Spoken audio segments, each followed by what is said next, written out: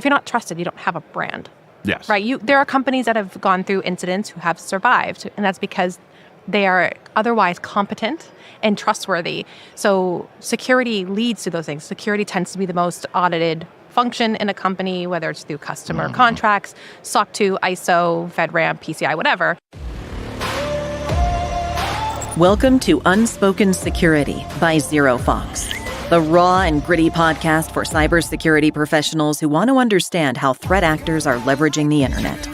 In each episode, your host AJ Nash engages with various industry experts to dissect current trends, share practical insights, and address the blunt truths surrounding security. Ultimately, the lessons learned will enable security professionals to take an intel-driven, proactive approach to physical and cybersecurity that extends past the perimeter. Let's get started.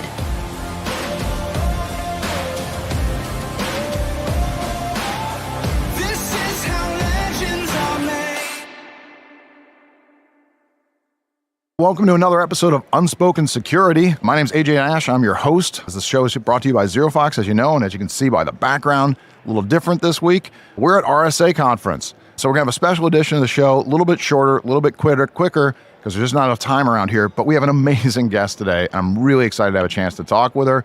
It's Kayla Williams. Kayla is a 10-year cybersecurity veteran, currently serves as the CISO at DEVO. For those unfamiliar with DEVO, this is not the new wave band from the 70s and 80s. And if you're not old enough to know that joke, I don't want to hear about it. This DEVO is actually a cybersecurity firm. They replace traditional solutions with real-time security data platform that includes security information event management, that's the SIM, of course, security orchestration, automation and response, your SOAR, and user identity behavior analytics, UABA. I don't know if anybody ever calls it UABA, but I did. Before her current role, Kayla held various roles on both sides of the Atlantic Ocean, primarily focused on governance, risk, and compliance, which we're going to talk about. Really interesting stuff. She's a graduate of NYU Polytechnic School of Engineering, so she's way smarter than I am. She also has a master's degree in project management from LaSalle University. So, anything in that bio that I missed, Kayla? Anything else you want to add about yourself? No, I like dogs. We'll add that. I like dogs too. There we go. Perfect. That's awesome. What kind of dog do you have? I have two. They are pit bull mom and dad. Oh, mom cute. And son. Well, I don't know why I just said dad. Mom and son. That's yeah. okay. Listen, it's a long I'm tired. week. It's a long week. It's a long I asked for milk morning. in my cappuccino. That's how tired I am. But This is how it works out here. We all know. So no sweat. I got a Wheaten Terrier and a Hound mix, and they're totally different dogs, and I love them both in very different ways. So I'm also a dog person. And most people who watch the show know they've seen Riley the Wheaten on more than once. Myrtle the Hound hasn't made an appearance because she's even louder than I am. So we try to keep her off mic if we can.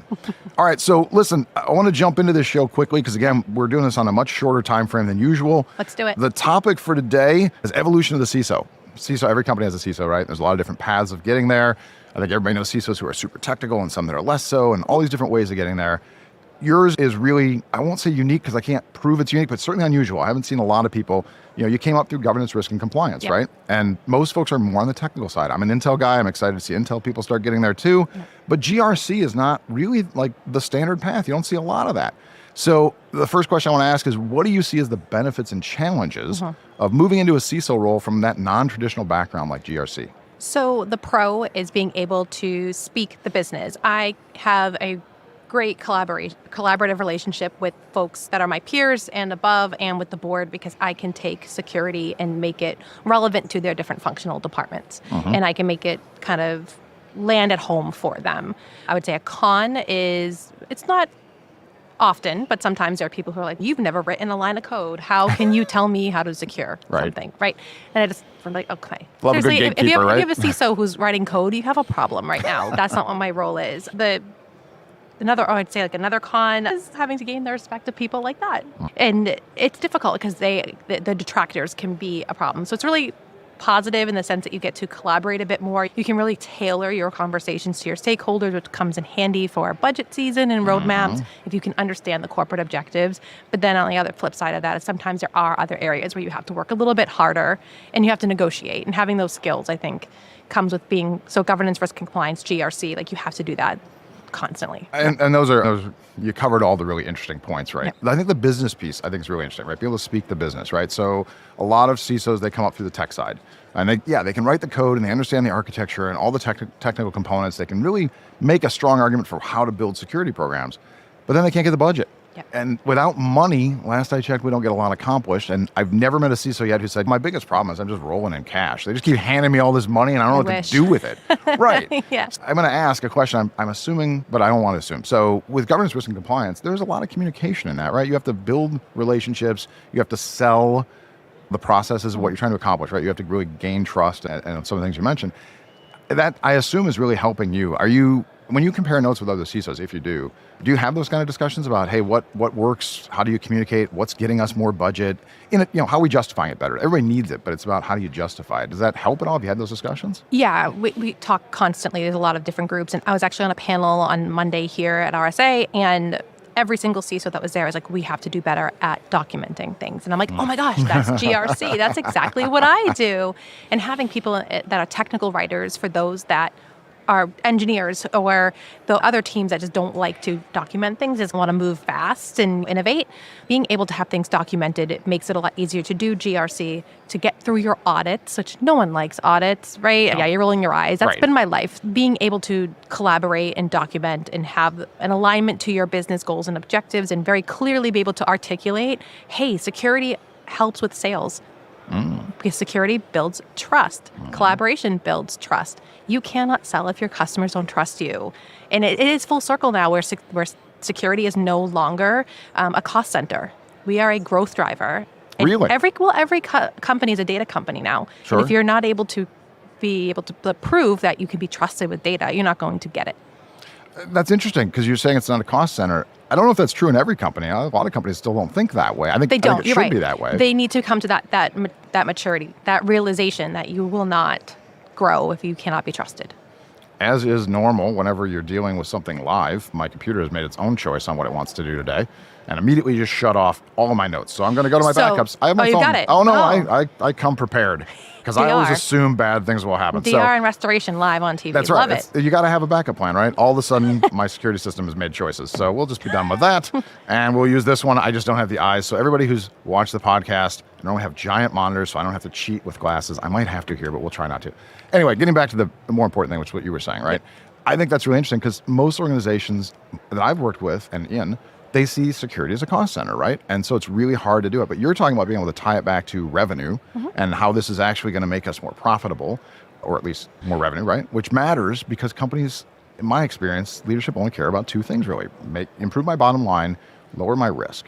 And a lot of times lower my risk to improving my bottom line is really what they mean.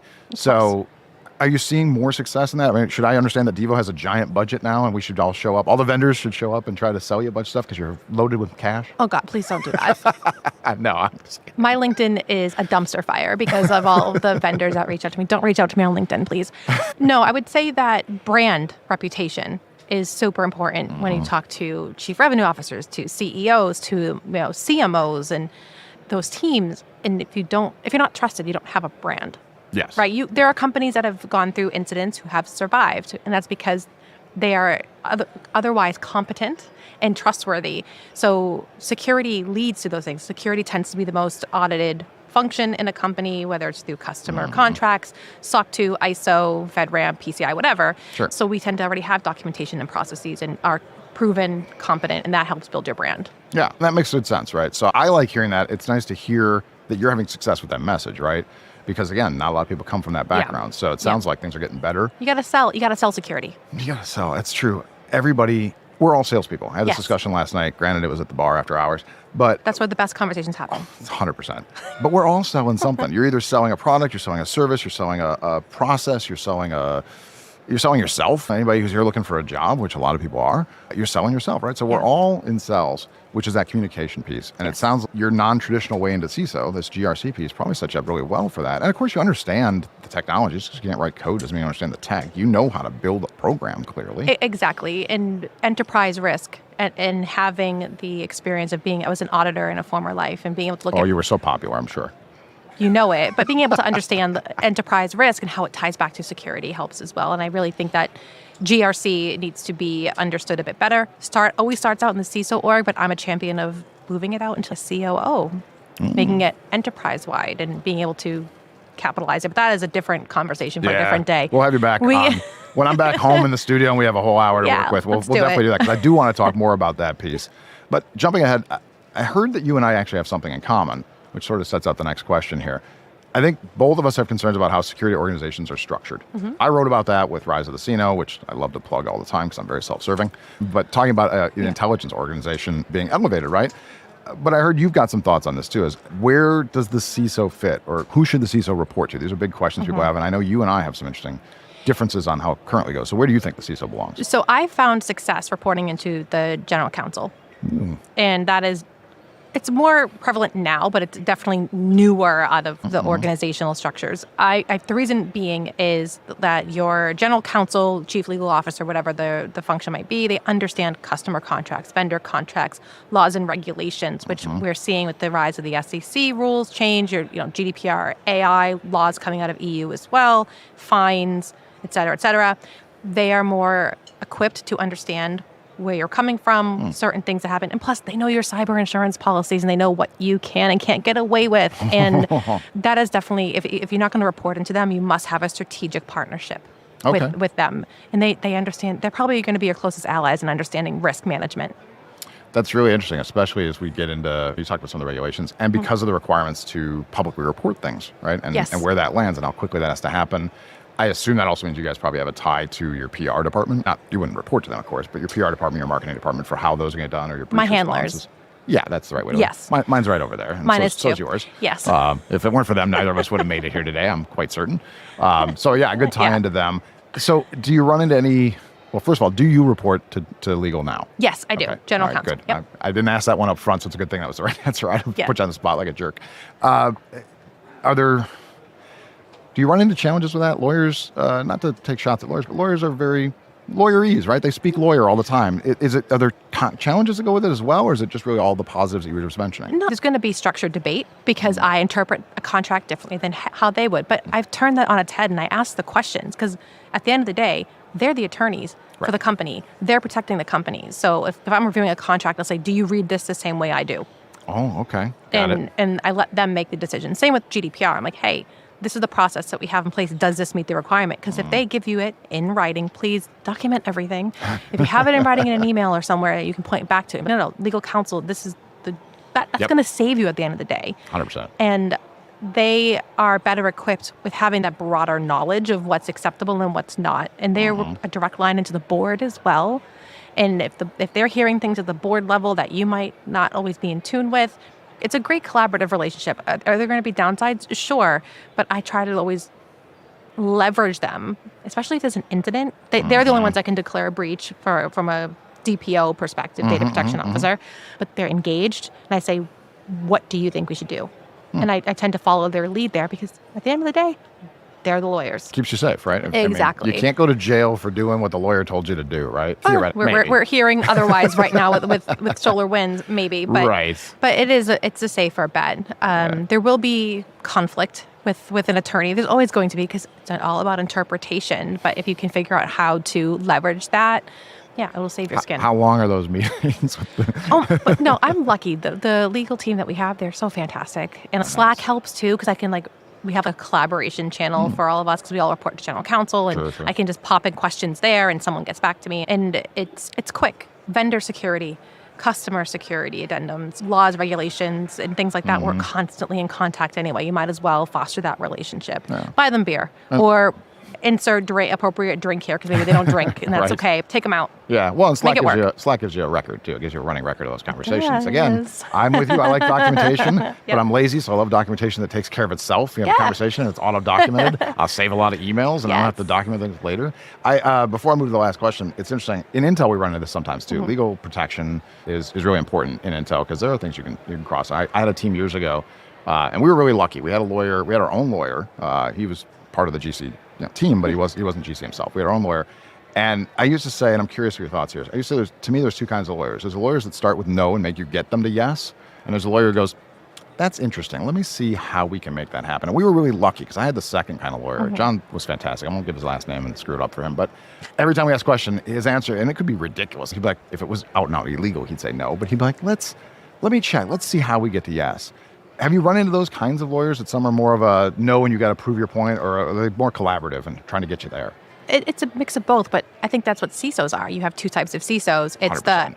absolutely not, no way, we're going to chat GPT, we're going to shut off all AI, and we're never going to use it. Or it's a no problem, and it's let's document it, let's figure out a way to be collaborative. So I think these are two very similar types of leaders that you run into in both general counsel and security. And in today's day and age, you are not going to survive if you constantly say no, because you can't innovate. You block innovation by saying no all the time. Sure, if something's illegal, go for it, say no. Well, clearly, yeah. But if it's something that's going to help benefit the business, find a way to yes. So you're one of those people that I am tries one of to get those. the yes. Yeah. I would rather Awesome. say yes and not be a hindrance, and then people are going to be more likely to collaborate. We can start building security in from the beginning instead of patching it on at the end where it's going to be flimsy and fall apart or cost more money. So I think you have to be able to negotiate. You have to be able to understand value and your corporate objectives and where you're going. Because if you're always saying no, you're not going to have a job for long. But yeah, and as you said, you're not going to have teammates for long, right? This is a team game, and you got to have people that Absolutely. like you. And if people get to the point where they just don't like you, they'll work around you. That's how you get all that shadow IT. She's going to say no anyway. Just go build the thing, and we'll cover you later if it goes bad, Exactly. right? I'm sure you'll love hearing of that kind of thing later Always, on. yeah. So exciting. All right, so the third question we've got, for anybody at home, listen, I normally read these off a screen. I'm stuck reading today, so you don't get the subtleties. I haven't been a CISO for a couple years now. What do you think are the most important qualities people don't talk enough about when it comes to being successful in the role? Now, I know we already talked about a couple, so we got a little ahead here, but what are those important qualities to be a CISO that people maybe don't talk enough about, they don't really highlight enough? EQ. EQ. Yeah, All having right. the emotional intelligence is so important in today's day and age, in particular where burnout rates are higher than ever. I know you're passionate about this I am very discussion. passionate You about gave it. a presentation on this today, right? On Yesterday presentation? at 2:30 with cyberminds.org. Please stop by DEVO's booth and we'll scan They won't get $10 this in time. donation. This isn't going to go live Oh, till we're that's home. right. They're I'm gonna telling miss you that. then. You can come Yes, stop by and we'll I scan will. your badge. I totally will. And cyberminds.io is awesome, by the way. Not for profit. I definitely recommend them as well. Yes, and like being able to recognize, especially where teams are so disjointed now and global, if you know someone is not themselves, if you're seeing that they're exhibiting signs of burnout or exhaustion or frustration, recognizing that and being like, hey, do you need some time off? Can I take something off your plate? Let's talk. Because if your employees feel like they're being looked after and they're being appreciated and understood, as a leader, it's your job to do that. And I've had people who are neurodivergent, who all of a sudden like were shy, calm, cool, collected, all of a sudden yelling, not at me, but just yelling about frustration. I'm like, oh, okay, take some time. Yep. Go ahead. We'll take everything off your So plate. you don't just And fire that person, right? No, you get can't that do they're- that. They're humans. No, they're humans. And people, especially in security, where you're on constantly in Slack and Teams and Zooms and whatever, you need to be aware that there's a blurred line between home and work now in most companies, and the fiduciary responsibility I think all security professionals feel to their companies or customers, the market. You do feel that pressure. So it's important to have and lead with EQ and set the example. Take time off yourself. I know when I start hard. yelling at my kids and my husband and I'm like, I'm so stressed out. And I'm from Boston. I swear a lot too. I'm like, okay, like probably need to take a day. Yeah. That's great to hear. So Yeah. you're the kind of leader who gets that people are people, and just because somebody flips out, instead of going, let's get rid of them, it's, hey, how do we help this person, Yeah, you right? have to understand it. Take care of them. And be flexible too. Right. Like, let It's a them take competitive time. market now for talent. Like people like you are the ones who are going to attract talent and keep talent. People who I hope don't so. think that way are going to lose talent, and there's not enough talent to go around. So I love hearing that. You're a communicator. You care about people. You're actually focused on the work, but you're not all technical. You've got all this documentation. It sounds like you're a really good CISO, quite frankly. So if anybody's looking for a gig, DEVO might be a good place to check out. I don't know if they're hiring or anything. And I don't own any stock in DEVO, so if anybody's wondering, this isn't self-serving. All right, we're running down on time a little bit, so I want to get to the closing question, so we have time to dig into this one. Everybody knows the name of the show is Unspoken Security, and so with that in mind, I ask every guest the same question. Tell me something you haven't told people before, something that so far has been unspoken. So I've got two. Oh, good. We got time for it. I Okay. actually gave us extra for this one on purpose. My so first I'm excited. one is I've had 4 last names. I know. And I didn't even know about the first one. Are you like born identity? Do you have passports for all these different I people? wish. That'd be or- cool. No. So I found out when I got my first passport that my mom had my name changed. So I was raised by a single mom. So I was born with my dad's last name, Donovan. And when he decided to leave and do whatever it is that those people decide to do, my mom had my name changed to her last name, which is the Greek last name, Jamides. I had that. And then I got married when I was 20. I was an Army wife. So that was Richardson. And then now I am a Williams.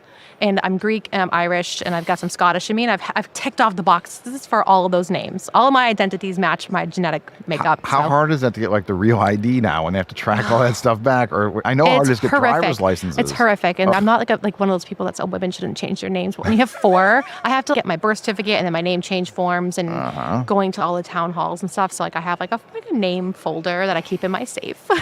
I it's admit, just funny. That's so funny. Yeah, and I admit, I grew up, I was one of those guys that when I get married someday, I want my wife's going to change her name. I don't know why, because guys do that. It's traditional. We'll say that. We'll just leave it at that. But now I'm far enough along and I've seen it. I'm like, yeah, I think I get it now. It is such a pain to change your credit cards and your visa your social security stuff. number. That social security card is a nightmare, I just go to the office now. They're like, hey, Kayla, you're back. What's going on? You get frequent flyer. They punch your ticket. Yeah. Like, all right, 3 more names and you get a free one, right? But I don't think it's like a cool story. I wasn't like a bank robber or an international spy. Not that we know of. Yeah. Not yet, at least. Yeah. I'll be checking out Kayla later. We'll do some research on this. If anybody's out there open sourcing Kayla Williams, she's a CISO at DEVO. Yeah. Start checking those names out. We'll find out if she's a spy. If I had some sleeper words that could be said too, I'm fine with that. Cucumber.